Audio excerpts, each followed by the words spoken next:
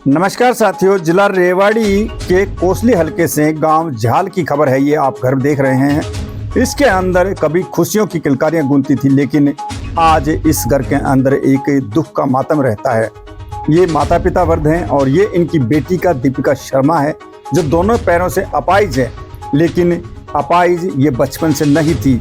इसके साथ जो हादसा हुआ वो बयान करेगी दीपिका। और इसी के साथ ही कुछ समय बाद इसकी शादी हुई, लेकिन वहां से भी इसको धोखा मिला। क्या दीपिका को पता था इसकी लाइफ में ऐसा मोड़ आएगा?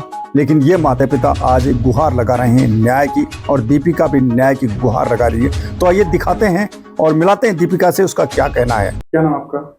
मेरा नाम दीपिका शर्मा है। मैं गांव झाल, तहसील कोसली और जिला रेवाड़ी से बिलोंग करती हूँ। आपके साथ में जो ट्रेजेडी हुई है ये कैसे हुई, क्या कारण?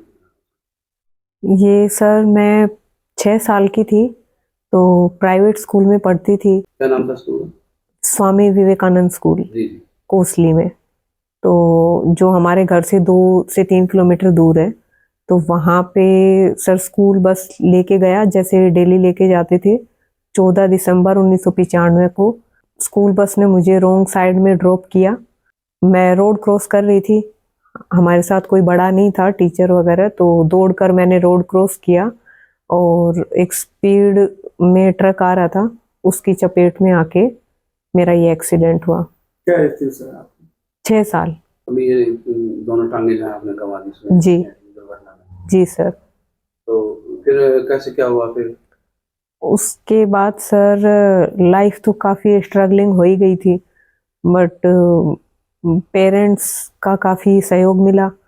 तो उसके बाद में स्कूल वालों की तरफ से तो कोई सहायता नहीं मिली, लेकिन मेरे अंदर पढ़ने की इच्छा काफ़ी थी, थोड़ा विल पावर स्ट्रॉन्ग था मेरा, तो पढ़ाई मेरी कंटिन्यू रही।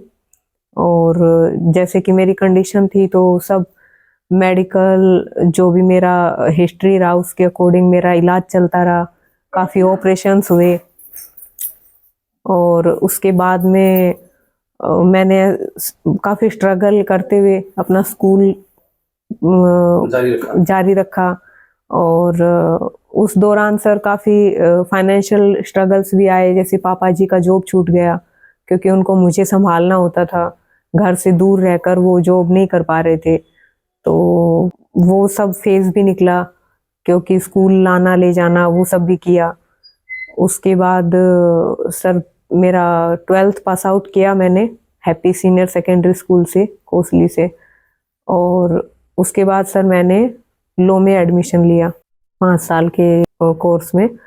और कहाँ लिया? ये सर मथुरा एडमिशन हुआ मेरा। तो वहाँ से सर मैंने LLB का डिग्री कंप्लीट किया। उसके बाद उसी दौरान LLB कंप्लीट कर लिया मैंने अपना डिग्री। तो ये आगे क्या कुछ चला? उसके बाद सर शादी भी हुई उसी दौरान। LLB कंप्लीट करने के बाद या उसके बीच में ही? नहीं सर, बीच में ही हुआ था। कौन से साल में आपकी शादी हुई? दिसंबर 2014 में। बताइए। और ये सर नीला हेड़ी से हैं, हंसराज यादव, उनसे शादी हुई मेरी। मतलब परिवार में आना जाना था उनका, तो उन्होंने मेरी कंडीशन के अकॉर्डिंग मम्मी पापा जी से रिक्वेस्ट किया कि मैं इसका ख्याल रखूँगा और सहयोग करूँगा, सपोर्ट करूँगा। तो मतलब काफ़ी अच्छे वायदे किए, अच्छे ख्वाब दिखाए आगे की लाइफ के। तो मम्मी पापा जी ने भरोसा करके कि मेरी कंडीशन में कि सामने से किसी इंसान ने मतलब पूरा साथ निभाने का वायदा करके ऐसे मतलब शादी का प्रस्ताव रखा है, तो उन्होंने खुशी खुशी स्वीकार करके और ऐसे हमारी शादी दिसंबर 2014 में आर्य समाज मंदिर में हुई, वहाँ के रीति रिवाज के अकॉर्डिंग। उसके अंदर कौन कौन शामिल हुए? उसमें सर दोनों तरफ के परिवार थे, मतलब मेरे मम्मी पापा जी उधर से भी, और भाई बहन, बुआ जी हमारे, और उनकी फैमिली से भी, उनके जीजा जी, बहन, पिताजी और मामा जी, उनके सब। यानी कि दोनों तरफ से जो है दोनों तरफ से सहमति से, दोनों परिवारों की सहमति से शादी हुई। उसके बाद सर 3 महीने बाद ही हंसराज यादव की तरफ से मेरे को पैसे की डिमांड के लिए मतलब अपशब्द बोलना, धमकी देना, वो सब होने लगा। क्योंकि उसका बाद में पता चला, जो उसने बोला था कि वो एडवोकेट है और लीगल प्रैक्टिस उसकी चल रही है, वो सब झूठ निकला। तो वो एक फेक अपना पर्सनैलिटी दिखा करके कि वो एक वकील है, तो वो सब मुझे फ्रॉड किया गया मेरे साथ वो ये चीज़ में। और उसके बाद पैसे का डिमांड आने लगा और उन्होंने जो पापा जी ने मेरा एक्सीडेंट के वक्त जो क्लेम हुआ था, तो मेरे फ्यूचर के लिए उन्होंने उसको एक प्लॉट खरीद के डाल रखा था, तो फ्यूचर की सेफ्टी के लिए। तो हंसराज यादव ने उसको बेचने के लिए प्रेशर बनाना शुरू कर दिया, पैसा चाहिए वरना मतलब वही शादी को तोड़ने का, छोड़ने का, वो सब धमकियां आने लगी। तो पेरेंट्स ने कि रिश्ता बचा रहे, मतलब शायद वो आगे के लिए लाइफ बेटर हो जाए, तो उन्होंने उस प्रॉपर्टी को सेल आउट किया, उस प्लॉट को, और 7 लाख रुपए हंसराज यादव को सौंप दिया। प्रॉपर्टी सेल करने के बाद जी। फिर उसके बाद में वो वहाँ पे भी नहीं रुका सर, मतलब मेरे को मेंटल टॉर्चर दिया जाता रहा। उसने मैरिज सर्टिफिकेट नहीं बनवाया, ना ही कभी आधार कार्ड में नाम ऐड करवाया, ना अपनी फैमिली आईडी में कोई मेरे को ऐड करवाया। मतलब मुझे एक लीगल वाइफ के तौर पे कोई दर्जा नहीं दिया उसने। और जब जब हम इस चीज़ पे ऑब्जेक्शन उठाते थे, तो मैं मेरी फिजिकल कंडीशन की वजह से ऑफिसेज में जाके मतलब वो कार्रवाई नहीं कर पा रही थी कि मैं खुद से वो चीज़ें बनवा सकूं। तो हस्बैंड थे वो मेरे, तो मैं उनको बोलती थी कि ये सब कार्रवाई करवा के और ये सब डॉक्यूमेंट्स रेडी करवाए जाएं, पर उसने हर बार कोई ना कोई बहाना देकर, और जब उसके बहाने ख़त्म हो गए, उनका मुझ पे असर होना बंद हो गया, तो उसने धमकी देकर मुझे इस मामले में चुप कराने की कोशिश क्या धमकी दी कर उन्होंने सर, जैसे पेरेंट्स को नुकसान, मेरी फैमिली को नुकसान पहुंचाने की धमकी देना। धमकी किस प्रकार की धमकी दी? आगे जान से आगे क्या कुछ रहा? जान से मारने की धमकी दी।